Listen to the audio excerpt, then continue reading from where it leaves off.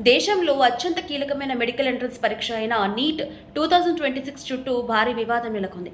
పరీక్షకు ముందే కొన్ని ప్రశ్నలు సోషల్ మీడియాలో వైరల్ కావడంతో అనుమానాలు మొదలయ్యాయి. దర్యాప్తు ప్రారంభించిన రాజస్థాన్ ఎస్ఓజీ మహారాష్ట్ర, ఉత్తరాఖండ్, బీహార్ రాష్ట్రాల్లో దాడులు నిర్వహించింది.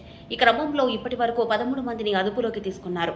అయితే పోలీసుల సమాచారం ప్రకారం గెస్ పేపర్ పేరుతో అసలు ప్రశ్నాపత్రాన్ని ₹1,00,000కు అమ్మినట్లు ఆరోపణలున్నాయి. కొంతమంది అభ్యర్థుల నుంచి 10 లక్షల నుంచి 25 లక్షల వరకు డబ్బులు తీసుకున్నట్లు విచారణలో బయటపడింది. ఇక ఈ కేసులో ప్రధాన సూత్రధారిగా భావిస్తున్న వ్యక్తిని డెహ్రాడూన్లో అరెస్ట్ చేసినట్లు వార్తలు వచ్చాయి. పలు రాష్ట్రాల్లో కోచింగ్ సెంటర్లు, మధ్యవర్తులు, విద్యార్థుల మధ్య పెద్ద నెట్వర్క్ పనిచేసిందని అధికారులు అనుమానిస్తున్నారు.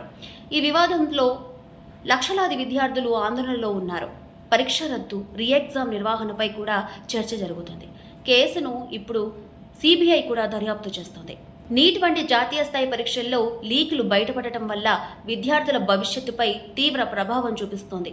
ఈ కేసులో ఇంకా ఎన్ని పేర్లు బయటపడతాయో చూడాలి.